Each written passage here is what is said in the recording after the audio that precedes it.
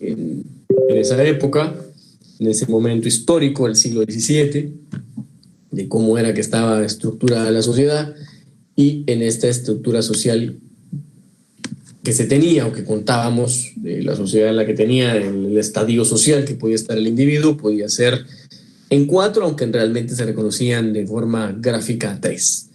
En el primer grupo estaba la monarquía, luego venía el clero, luego venía la burguesía, y hasta abajo había un grupito que prácticamente no existía. O sea, sí se le daba el reconocimiento como tal, pero que era prácticamente inexistente a la hora de poder decir que iba a conformar parte de las decisiones o que se le iba a tomar como uno de los no antagónicos, ¿verdad? Eso era de alguna forma lo que habíamos visto. Y que este tercer estado, el estadio social en el que se encontraba, creo que le di a alguien ahí no admitir, pero es que están entrando muchos al mismo tiempo, perdón. Tal vez alguien le puede decir que ingrese nuevamente. Pues el tercer estado lo que vino a hacer fue como legitimar, ¿no? Se dio una autolegitimación de, pues prácticamente su ideología individual, su ideología liberal, pues prácticamente la viene al autolegitimar, ellos solitos la legitiman de una forma jurídica, política, económica, filosófica, sobre todo, y pues le proporcionan al Estado todos esos mecanismos para autolegitimarse a través de una constitución y que bueno, que esto lo viene a hacer es cómo queda el nuevo estado de las cosas. Pues aquí hablábamos que tiene ciertas características, derechos naturales preexistentes de todos los individuos, nación y poder constituyente, un orden natural y la intervención que sea mínima por parte del Estado, se divide a los individuos en categorías y esto lo que hace es que la representación política solamente la pueden llevar a cabo todos aquellos que tengan o que puedan acreditar la riqueza o una cierta capacidad intelectual. Todos los principios también que vimos del constitucionalismo liberal. Nos topábamos, por ejemplo, que puede darse la división del poder, se consagran los derechos individuales, la titularidad de la soberanía se le da al pueblo, todo esto dotando al Estado de una constitución escrita, la representación política, ya hablamos que únicamente podía estar enfocada por la riqueza y los intelectuales, y también pues que se consagra el derecho a la propiedad privada como un derecho natural del individuo que no iba a tener ningún tipo de limitación. ¿Cuáles serán los aspectos fundamentales en cada uno de los lugares donde nació esta nueva tendencia social y política? Pues yo les decía, por ejemplo, tal vez los lugares donde mejor lo vimos representado, del constitucionalismo liberal, yo les diría Estados Unidos. La primera constitución escrita de la historia surgió ahí, dan surgimiento al Estado federal, surge una forma de gobierno presidencialista, hay un poder judicial independiente por fin, bueno, hay un sistema representativo que se manifiesta en el Congreso. Por ejemplo, en Inglaterra pues surge una institución que sigue vigente al día de hoy, súper importante, como el habeas corpus. Hay otra forma de sistema de gobierno que es el parlamentarismo, y pues la teoría de la representación se llega a manifestar en el Parlamento, que es donde todos los sectores van a estar debidamente representados. Y también pues hablábamos de que al final de cuentas en Francia hay una forma bien particular de gobierno que es el gobierno de asamblea, por ejemplo, pero aquí lo más importante del constitucionalismo liberal en Francia, la teoría de la división del poder, la teoría de la soberanía popular, por ejemplo, estas ideas son las que más se van materializando y las que más van tomando un buen tipo de auge en esta época. Y en Latinoamérica pues también nos vimos impregnados un poquito de este constitucionalismo liberal. Tenemos que decir que pues tuvimos las constituciones Venezuela, Nueva Granada, México, Chile, Perú, la Federación Centroamericana, que fueron en Latinoamérica las que más nos dieron algún tipo de las primeras manifestaciones de constitucionalismo liberal. Bueno, hablábamos también, si no estoy mal, hablamos un poquito de las dos constituciones españolas que nos tenían algún tipo de aplicación, una española, otra Bayona, que es francesa, pero al final de cuentas es española. eh, que tuvieron aplicación en el estado de Guatemala, por ejemplo, la Federación Centroamericana, etcétera, 1808, 1812 con la DECA. Y bueno, como les decía, y siempre les he dicho yo que el objeto de llevar a cabo estas discusiones que hemos abierto, que hemos llevado a cabo para poder resolver sus dudas, no se trata de que solamente lean esto, sino que también abramos el tema del debate. Bueno, hoy lo vamos a hacer de una forma diferente.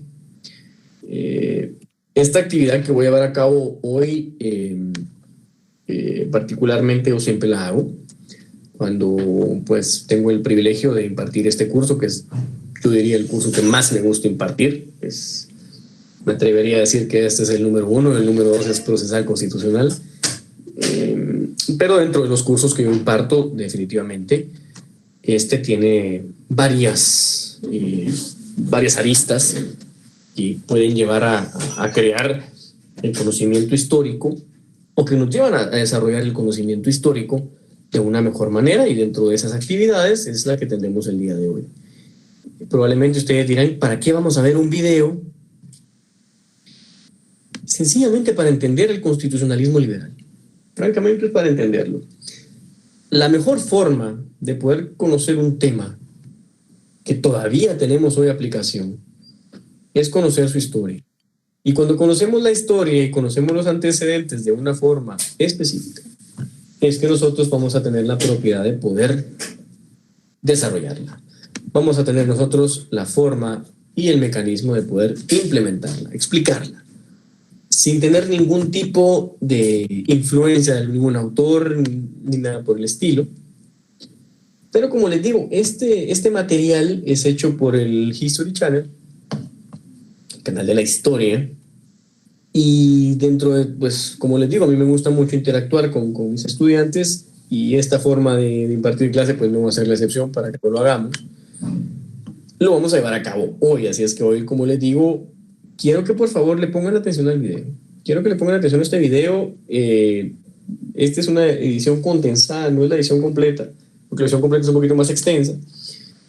Pero esta edición, así condensada como está, tal vez lo único que no mucho me gusta es que es la versión española, no la versión para Latinoamérica, que me gusta un poquito más, pero la versión de Latinoamérica no la he conseguido con menor tiempo. Así es que no sé si alguien tiene alguna pregunta o alguna duda. Fíjense que con los exámenes extemporáneos solo lo desarrolló una compañera. No sé si hay, por qué nadie más lo hizo. El extemporáneo no hay. Así es que lamento mucho si alguien no se lo hizo, pero bueno, yo les decía a los del otro curso que estoy impartiendo en este semestre que estoy bastante satisfecho con los resultados. Hay una media de 24 puntos con ustedes, ¿verdad? Una muy buena nota, que va de la mano con los objetivos que yo me planteé al iniciar el curso con ustedes. Y pues solamente estamos dando un poquito de tiempo, lo que se conecten más compañeros, porque obviamente no voy a estar interrumpiendo el desarrollo del video, porque no terminamos muy tarde, y la idea es terminar siempre a las 8 de la noche. Así es que vamos a dar apenas unos 3 minutitos. Si alguien tiene alguna pregunta o alguna duda, sus notas van a estar publicadas en el transcurso de esta semana. Yo estaba esperando nada más los exámenes extemporáneos para subir notas, y ya se llevó a cabo el día sábado. Así es que, pues, como les digo, solo una compañerita de ustedes se lo llevó a cabo. Eran más, pero bueno, no sé si alguien más tiene alguna pregunta, alguna duda. Aprovechemos que hoy las preguntas y las dudas van antes. Y si nadie más tiene ninguna pregunta ni ninguna duda, pues yo creo que ya damos arranque a lo que nos atañe el día de hoy.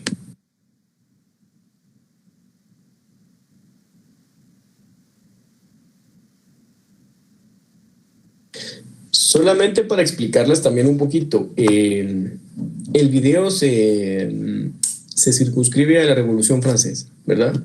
Es un video totalmente que explica con detalles reales y con detalles muy claros el por qué al día de hoy nosotros tenemos una constitución, por ejemplo, por qué al día de hoy nosotros tenemos derechos fundamentales, derechos individuales, derechos sociales, derechos colectivos, Y al final de cuentas, como les digo, me interesa mucho que lo vean, porque a ustedes les va a dar un panorama mucho más gráfico de lo que hablamos el día viernes y de los 5 minutitos que, que pues yo hice el repasito. Así es que arrancamos.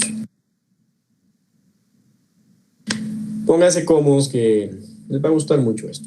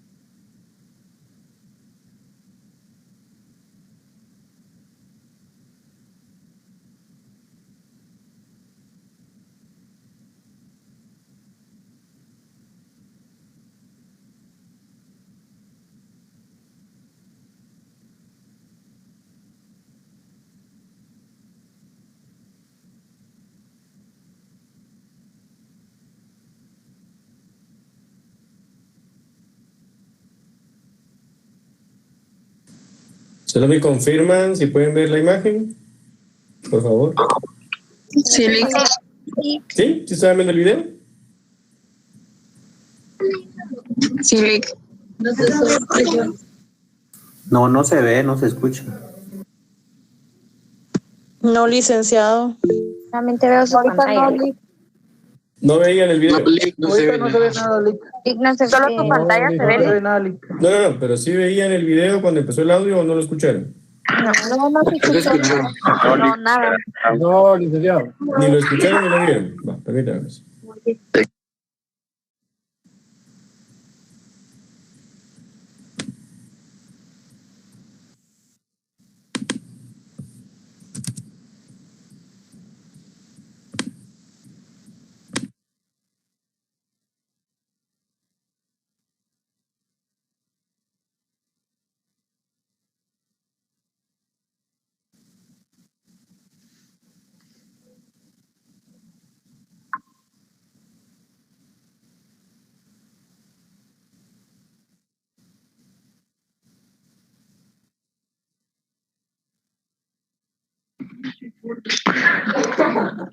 Ah, caray, se salió Lick.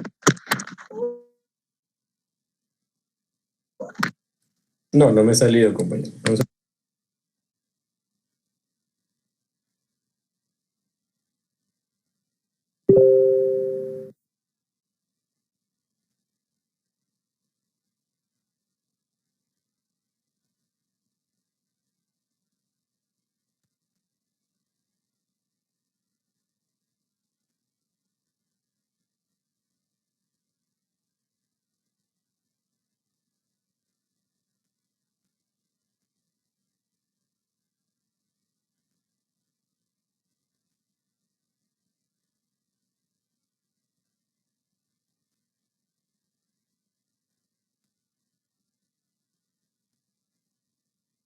Y disculpe que les pregunte, ¿sí tenían imagen del video o no tenían imagen del video? No, Lick. licenciado. Nada, No, Lick. Solo Ok, pantalla. vamos a ver, deme un segundo, ¿sí?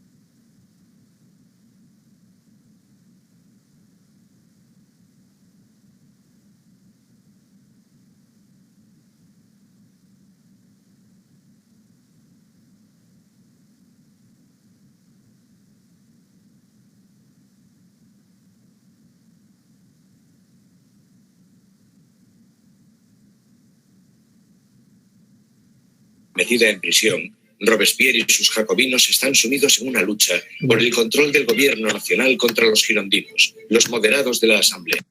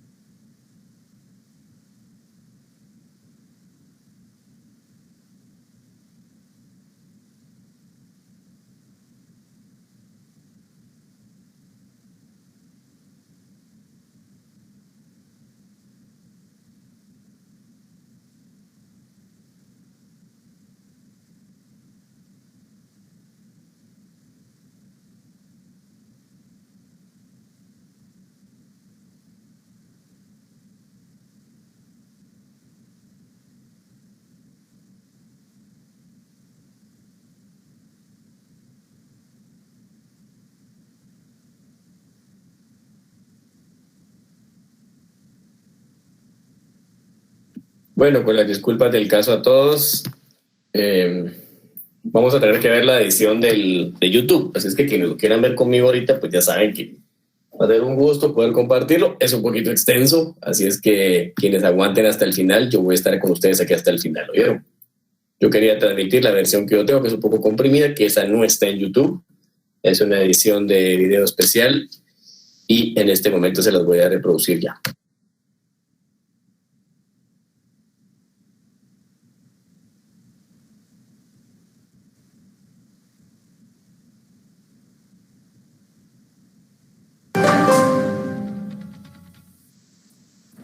La Revolución Francesa.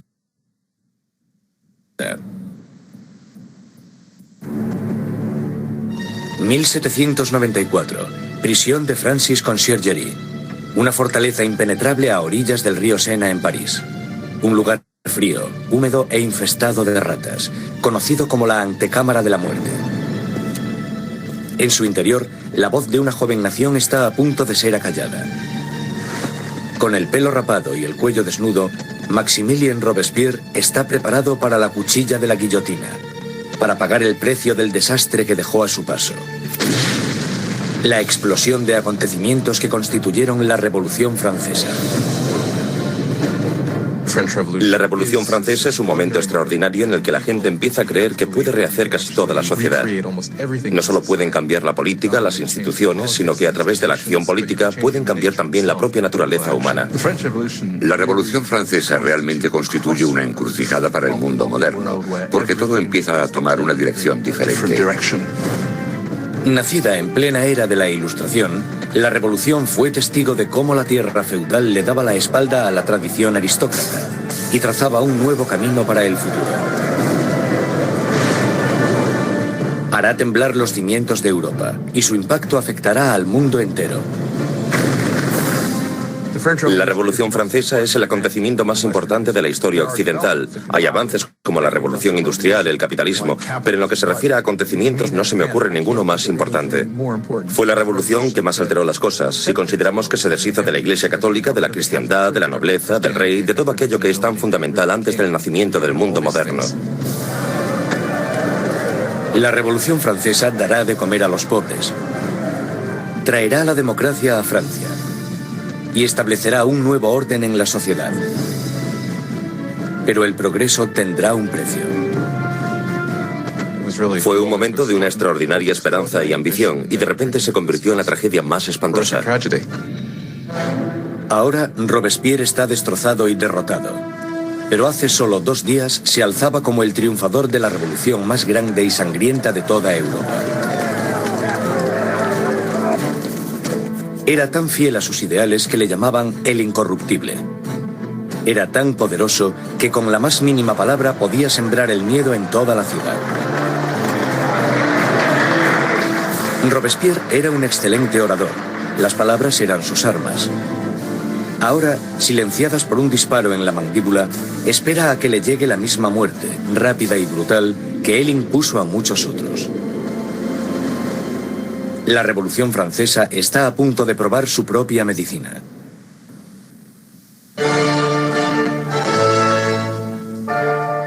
En la primavera de 1770, nadie hubiese podido prever los turbulentos acontecimientos que estaban a punto de suceder.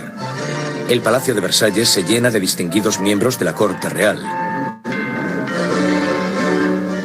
Acabado en 1682, Versalles fue la obra maestra del rey Luis XIV. Para poner cierta distancia entre él y sus súbditos, Luis XIV se trasladó fuera de la capital de Francia, a un pequeño pueblo a 19 kilómetros al este de París, donde ordenó la construcción del palacio más grandioso de toda Europa.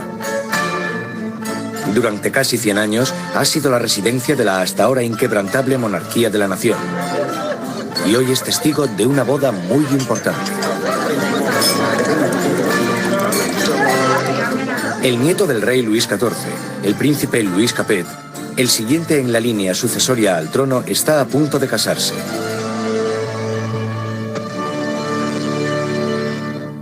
En su noche de bodas, con tan solo 15 años, Louis Capet es un chico tímido e indeciso, y posee pocas de las características propias de un futuro rey, y mucho menos de un marido. Luis era regordete, tímido, un quinceañero totalmente incompetente, con ningún tipo de distinción. La amante de Luis XVI, Madame Dubarry, le describía como un chico gordo y maleducado. Básicamente, era poca cosa. A Luis XVI le resultaba muy difícil tomar decisiones. Siempre la última persona con la que hablase podía hacerle cambiar de opinión. Estas no son las cualidades que tendría que tener un líder. El matrimonio de Luis es una unión política entre la familia real austríaca, los Habsburgos y su propia familia, los Borbones. La boda simboliza el fin de una antigua rivalidad y el principio del establecimiento de nuevos lazos regionales. La futura esposa llega a Francia, una inocente y guapa chiquilla de 14 años. María Antonieta. María Antonieta es archiduquesa de Austria. Es la hija pequeña de la emperatriz María Teresa. Llega a Francia como parte de un acuerdo matrimonial con el que se produce una alteración de las alianzas debido a que por primera vez en la historia Francia y Austria se convierten en aliados más que en enemigos. María Antonieta llega a Francia como un símbolo político, pero como a toda adolescente, no le interesan los asuntos políticos. María Antonieta llega a Versalles siendo muy joven. No sabía mucho del país en el que estaba, no conocía sus costumbres y a la corte. Era una niña fuerte, muy vivaz, pero seguía siendo una niña. Cuando María Antonieta llega a Versalles, es solo una adolescente de 14 años, rubia con los ojos azules. Es guapa. Le gusta que la gente la considere atractiva y llega con la intención de conquistar a su marido y a su nueva familia.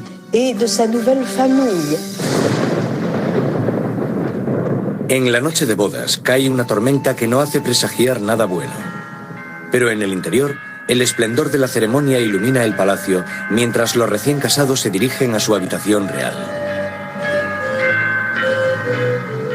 En una ceremonia que simbólicamente asegura la concepción de un heredero, los cortesanos del rey presencian el momento en que la joven pareja se mete en la cama de matrimonio por primera vez. La gente está encantada y se crean grandes expectativas. Pero una vez cerradas las cortinas, se ve claramente que no será tan fácil engendrar un heredero. Luis no solo no estaba interesado en gobernar, Luis tampoco lo estaba en amar. Y las primeras noches no le hizo mucho caso a su mujer, ni por extensión a su matrimonio. Pasarán años antes de que se produzca la consumación del matrimonio. La ausencia de un heredero pronto hará que surjan rumores en todo el país que continuarán persiguiendo a la pareja en los años venideros. La gran fiesta de la boda continúa durante varios días en Versalles, pero más allá de las puertas de palacio no hay casi ningún motivo de celebración. Años de mala administración por parte de la monarquía han llevado a los franceses a pasar penurias y hambre. Casi una década antes, el rey Luis XV había perdido una guerra de 7 años, luchando contra Inglaterra por América del Norte. El desafortunado conflicto casi arruina a Francia, dejándola sin dinero y sin prestigio. Las arcas del Estado estaban casi vacías. Sin embargo, su población aumentaba día tras día. Con enfermedades como la peste totalmente erradicadas, pocos morían, pero muchos pasaban hambre. En el siglo XVIII, la población de Francia aumentó de 20 a 26 millones, tras haber crecido solo 1 millón en los 2 siglos anteriores. Esto causó una gran tensión generalizada y un nerviosismo en la gente. 4 años después de la boda real, el abuelo del príncipe Luis pierde su última batalla, contra la viruela.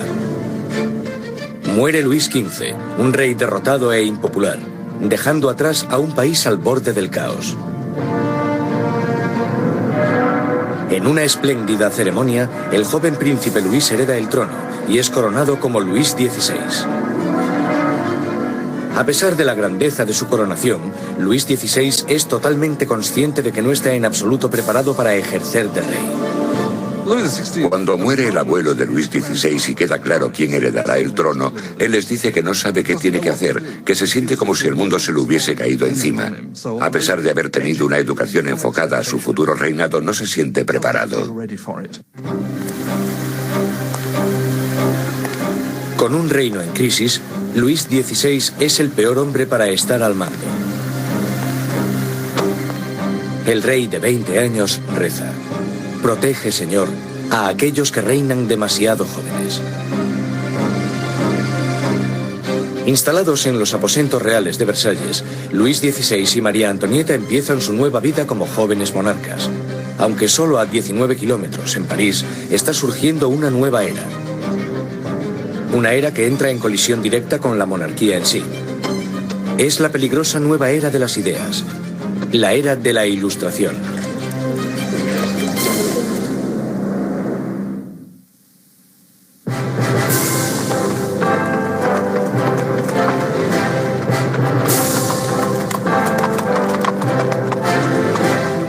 Mientras el carruaje real se va acercando al prestigioso colegio Louis le Grand en París, la gente se aglomera para echar un vistazo a la realeza.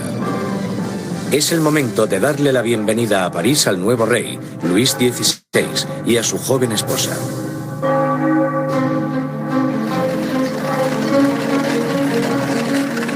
Y a la cabeza del comité de bienvenida está un prometedor estudiante de Derecho, el joven Maximilien Robespierre. Cuando Robespierre era niño, el rey visitó su colegio y Robespierre le leyó un discurso en latín. Así que, en realidad, habló con Luis XVI cuando él era solo un adolescente. Cuando Robespierre recita su monólogo en latín, el rey casi ni se fija en el niño. Pero años después, sus destinos les unirán otra vez en circunstancias muy diferentes, mucho más dramáticas.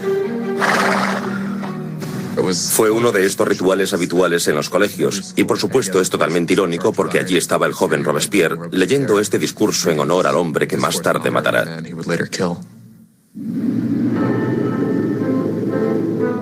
Por ahora, su acogida es cariñosa y sus halagos sinceros. La visita de los monarcas puede que ganase los corazones de la gente, pero sus mentes se están inclinando cada vez más hacia una dirección totalmente diferente. Desde la Edad Media, la sociedad europea se había dividido en 3 clases distintas, establecidas en el nacimiento. Había una gran división entre la riqueza de la nobleza y el clero y la pobreza de los campesinos. Entonces, en pleno siglo XVIII, la razón y la ciencia empiezan a cuestionar esta tradición. Envuelto por una corriente de innovación y nueva literatura, París es ahora el centro filosófico del mundo. La ciudad es invadida por nuevas corrientes de conocimiento, se abren nuevas posibilidades. Es la era de la Ilustración. La Ilustración es un movimiento que lo que dice es que desconfíes de la autoridad, que desconfíes de todo lo que te hayan contado antes y que pienses por ti mismo, que lo compruebes tú mismo. En la Europa del antiguo régimen te decían lo que tenías que pensar. El clero y los gobernantes te daban la información. La idea de que una persona con algo de dinero pudiese acceder a través de la alfabetización al conocimiento humano de manera libre era revolucionaria. Surge una nueva élite por todo París. Los aristócratas se reúnen para hablar sobre los escritores de la Ilustración y la floreciente edad de la razón. Voltaire, Rousseau. Nuevas voces se alzan a favor de la libertad, del control del propio destino y, sobre todo, de la igualdad. La pasión por esta nueva literatura se desata sobre todo en las clases altas. Pero mientras las ideas de la Ilustración van adentrándose en otros estratos de la sociedad, la lucha por la igualdad empezará a amenazar el estilo de vida aristocrático. Es una amenaza porque acabarán cuestionándose por qué los aristócratas son los que tienen privilegios. Se preguntan por qué el mundo está dividido de esta manera. ¿No podemos cambiarlo para que sea un mundo mejor? ¿El progreso no es posible? Esto hará que vaya perdiendo fuerza la idea de que la monarquía, la aristocracia y la jerarquía son algo natural.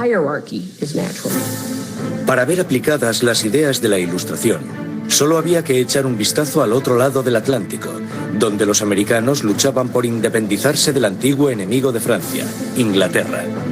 El joven rey Luis quiere vengarse de las derrotas de su abuelo en la guerra y ve su oportunidad en la guerra de la independencia americana. Luis confía a la causa un total de 2.000 millones de libras, lo suficiente para alimentar y dar cobijo a 7 millones de ciudadanos franceses durante un año. La inversión marcará el inicio de un colapso económico en Francia.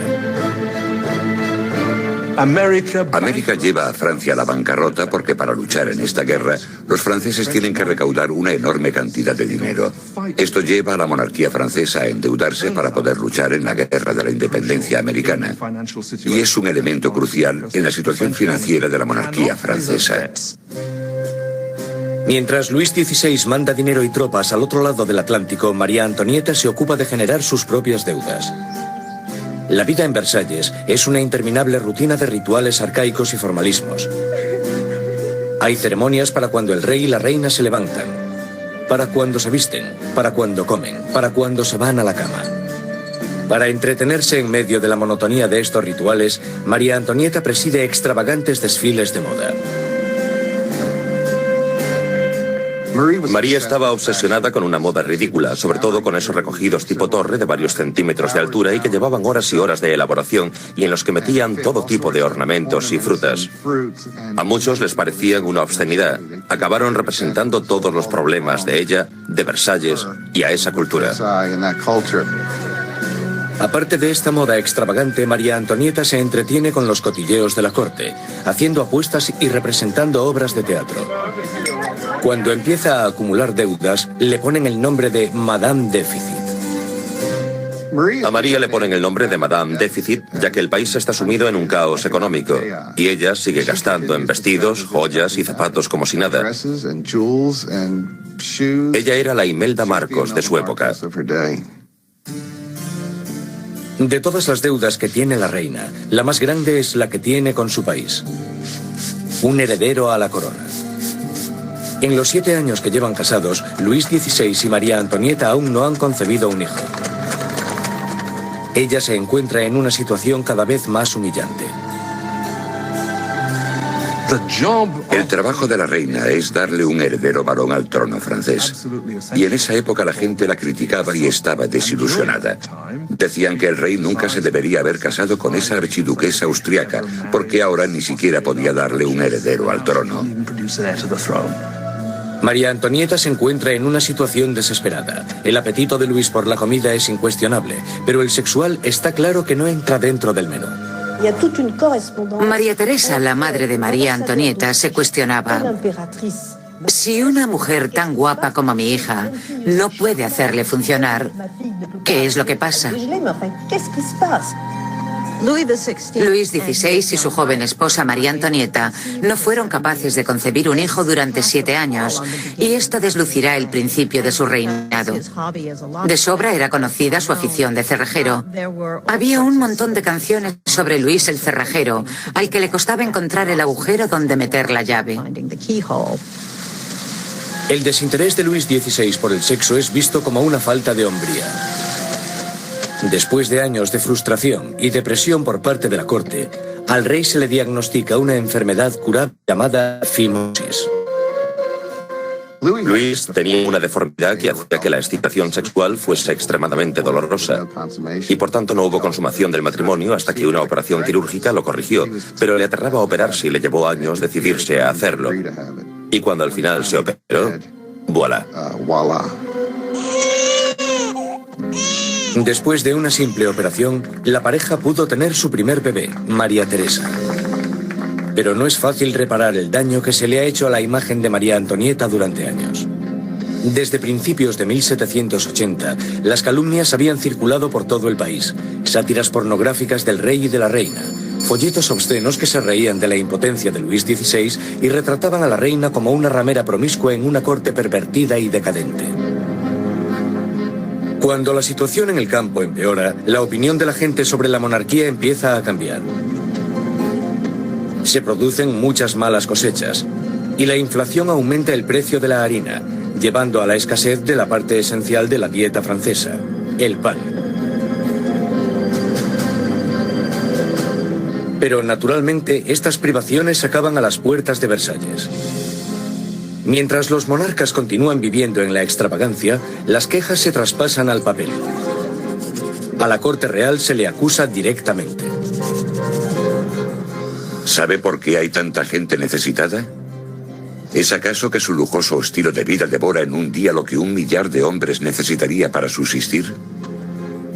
¿Quién es el hombre que está detrás de estas acusaciones?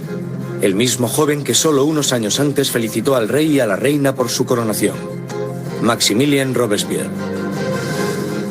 La gente pronto tendrá un portavoz que pedirá la libertad y la igualdad por la revolución.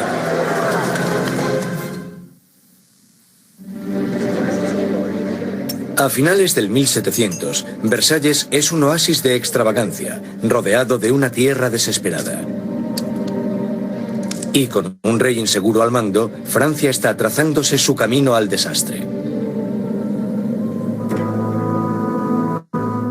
Después de 19 años de matrimonio, Luis tenía 4 hijos. Aún así, como rey sigue siendo impotente.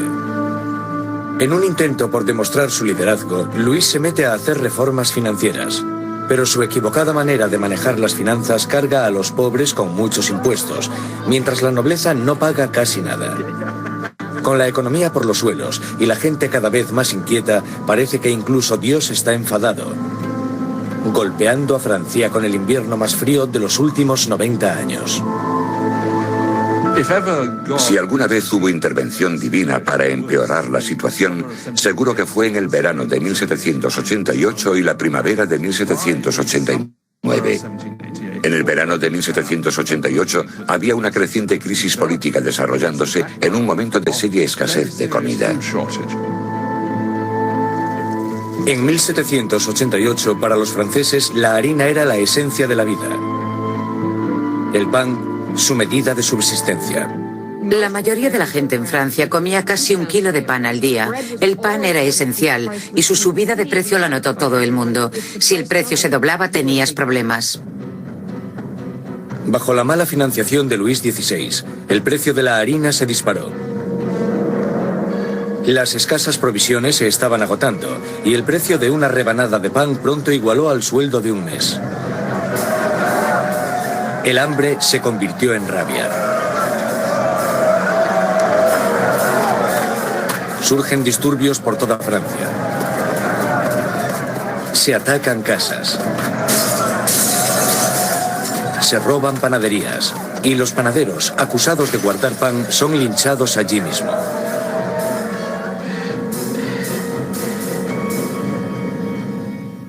Con la economía destrozada, los bancos fuerzan a Luis XVI a contratar a un ministro de Economía, Jacques Necker. Necker, un pensador progresista, es popular entre la gente de una manera que Luis XVI solo puede envidiar.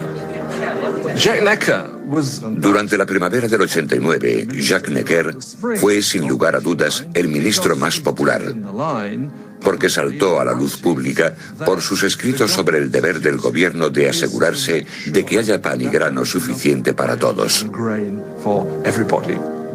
Con la nación en crisis fiscal, Necker insta a Luis XVI a convocar una reunión con el tradicional cuerpo representativo del reino, los Estados Generales. Es la primera vez en 175 años que se reúne a estos representantes. Políticamente, Francia estaba organizada en los llamados tres estados. El primero era el del clero, el segundo el de la nobleza y el tercero el de todos los demás. Y según los cálculos contemporáneos, los primeros dos estados los formaban el 3% de la población y el tercer estado el 97%. Mucha gente pensaba que era muy injusto que este tercer estado, que era la mayoría de la población, tuviese solo un tercio de los diputados. Consideraban injusto que el Parlamento tuviese 3 cámaras y que las 2 cámaras, la de la nobleza y la del clero, pudieran siempre anular la votación de la plebe. 4 de mayo de 1789. Un destacado joven abogado y político llega a Versalles. Maximilien Robespierre viene a presentarse ante los Estados Generales como diputado, para ser la voz que pida justicia para la gente que él representa, el tercer estado. Robespierre era un huérfano provinciano que había destacado académicamente con la obtención de una prestigiosa beca, convirtiéndose en un orador elocuente. Un mojigato en apariencia, pero con las ideas muy claras.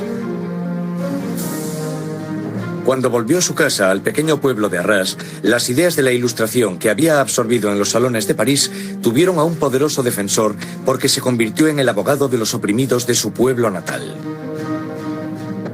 Cuando volvió a Arras y empezó a ejercer de abogado, leyó mucho sobre la Ilustración, y cuando Robespierre ejerció de abogado en Arras, intentó utilizar esas ideas en los casos que él estaba defendiendo. Robespierre y sus compañeros pedían que la nobleza y el clero pagasen sus impuestos. Pero Luis XVI se siente cada vez más amenazado por el creciente radicalismo del tercer estado. Entonces, el 20 de junio, después de 6 semanas de estancamiento, los diputados se dan cuenta de que están siendo silenciados. El 20 de junio, cuando los diputados llegan a la reunión y encuentran las puertas cerradas, sospechan de un complot. Van a la sala, que era lo que nosotros llamamos la sala de juego de pelota, pero que en realidad era un frontón, se reúnen y juran que no dejarán de reunirse hasta que tengan una nueva constitución.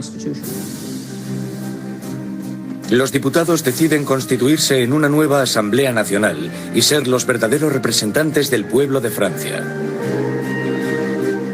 El juramento del juego de pelota es uno de estos grandes y simbólicos momentos de la historia de la Revolución Francesa. Tienes a todas estas personas reunidas en este gran espacio abierto que es la sala de juego, levantando sus brazos en una especie de saludo casi romano, y para esta Asamblea Nacional fue el momento en el que se dan cuenta de su poder y dignidad, y realmente vieron que podían derrocar al rey de Francia.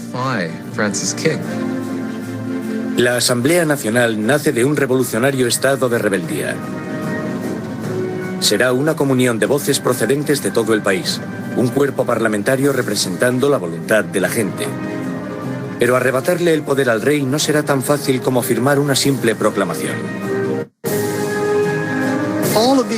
Todas estas victorias iniciales que tuvieron lugar en Versalles son la mayoría victorias sobre el papel y ninguna se había llevado a cabo.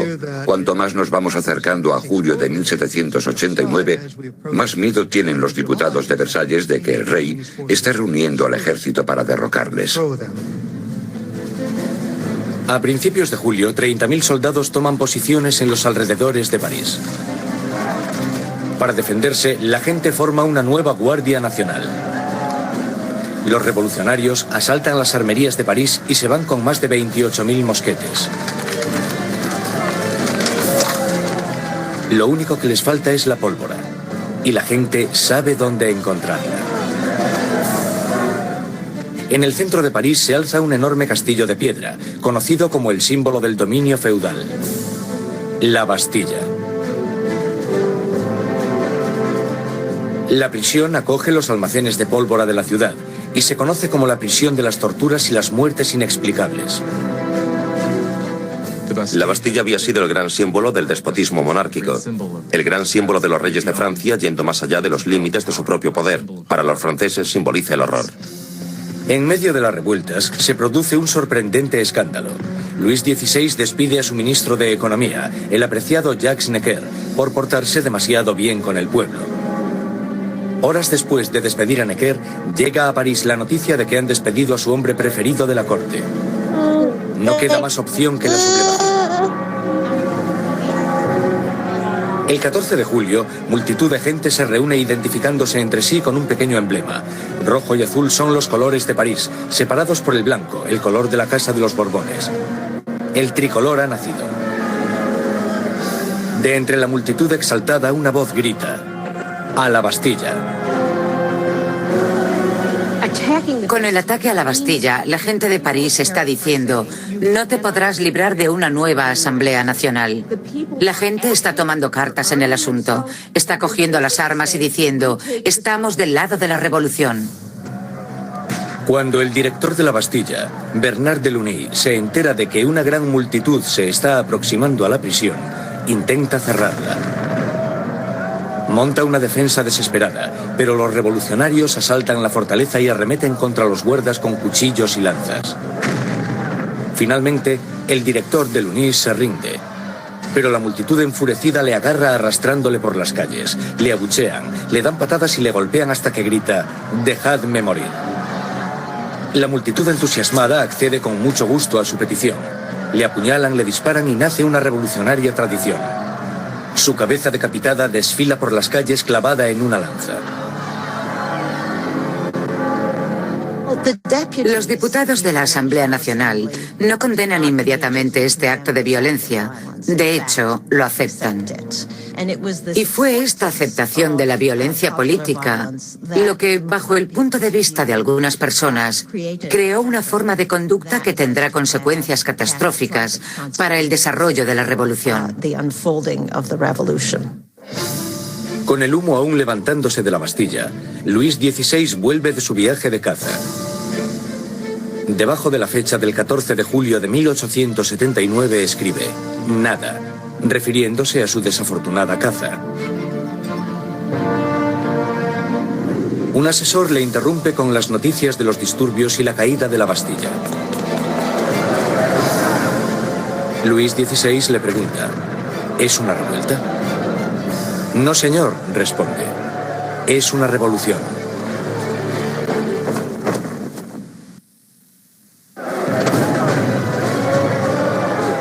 La victoria en la Bastilla desata el irrefrenable torrente de la revolución. La gente ha desafiado a su rey y ha ganado. No hay vuelta atrás. Como símbolo de la derrota del feudalismo, la gente, hombres, mujeres y niños, atacan y destruyen la Bastilla con sus propias manos, ladrillo feudal a ladrillo feudal. Están empezando a desmantelar el pasado. Los franceses querían destrozar la Bastilla lo más rápido posible, pero no tenían la posibilidad de usar explosivos poderosos. Así que esto se hizo muy despacio, pero con un ímpetu tremendo. Se repartieron los ladrillos y se vendieron como símbolos de la demolición del despotismo.